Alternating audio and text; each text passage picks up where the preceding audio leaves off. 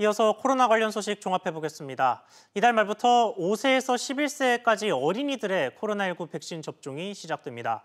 또 전문가용 신속항원 검사 결과를 최종 판정으로 인정한 첫날인 오늘 동네 병의원들이 하루 종일 북새통을 빚었습니다. 임종윤 기자 나와 있습니다. 임 기자, 네. 우선 어린이 백신 접종 소식부터 좀 짚어보죠. 예. 앞서 이제 5세에서 11세라고 말씀하셨는데 많이죠. 그러니까 이제 쉽게 생각하면 유치원에 다니는 어린이들, 그다음에 초등학교 한 4, 5학년 학생들까지가 이제 이번에 소아 백신 접종 대상이다 이렇게 보시면 되겠고요. 예.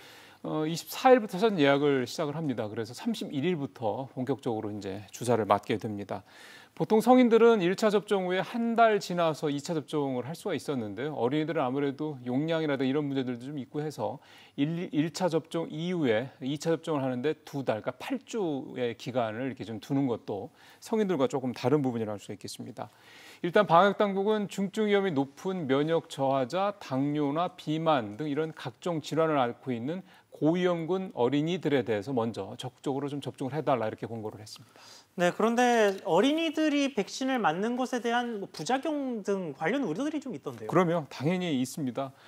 그러다 보니까 정부도 이런 말씀하시는 그런 우려를 의식을 해서 어린이가 백신을 맞을 때는 이상 반응 점검을 위해서 보호자 또는 법정 대리인이 반드시 함께 가도록 그렇게 의무화했고요. 근데 사실 이제 백신 제조사인 화이자 임상 실험도 그렇고 우리보다 먼저 이 소아 백신이 접종이 시작된 선진국들 사례를 보더라도 아직까지 사망 사례도 없었고요. 또 심근염 같은 이런 중증 사례도 발생하지 않았던 것으로 확인이 돼서 아주 크게 걱정하실 필요는 없지 않겠냐 이렇게 생각도 됩니다. 알겠습니다. 자, 다음 소식으로 넘어가서요. 오늘부터 PCR 검사를 소위 맞지 않아도 전문가용 신속항원 검사, 병원에서 받는 검사를 그렇죠. 받으면 그대로 확진으로 인정이 되는 첫날이었는데 첫날 상황이 좀 어땠습니까? 좀 되게 복잡했던 모양입니다. 왜냐하면 말씀하신 대로 이제 신속항원 검사를 이제 병원에 직접 의사한테 받으려고 하다 보니 의사가 여러 분 계신 병원도 있겠지만 보통 한두 분 계신 데들이 많으니까 사람은 몰리고 직접 신속항원 검사를 해줄 수 있는 의사는 수는 적다 보니까 상당히 좀 복잡한 이른바 북새통을 이뤘다 이렇게들 좀 첫날 분위기가 좀 나오고 있고요. 예. 또 하나 좀 걱정스러운 거는 좁은 이런 개인 병원들이다 보니까 많은 사람들이 몰리게 되면 아무래도 좀 가까이 붙어 있을 수 있는 여지가 많죠. 그러다 보니까 2차 감염에 대한 우려도 좀 오늘 상황을 보면서 좀 많이 나왔습니다. 또 일부 병원에서는 진단키트가 일찌감치 동이 나서요. 발길을 돌리는 그런 분들도 있었다고 합니다.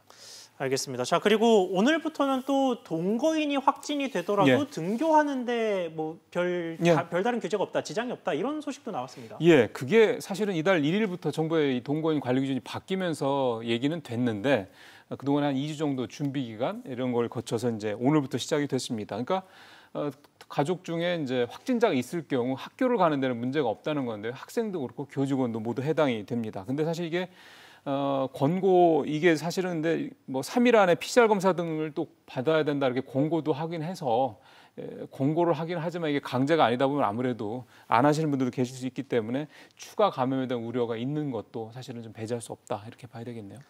알겠습니다. 연일 바뀌는 소식들 잘 체크를 해보는 게 좋겠습니다. 네. 임종윤 기자였습니다.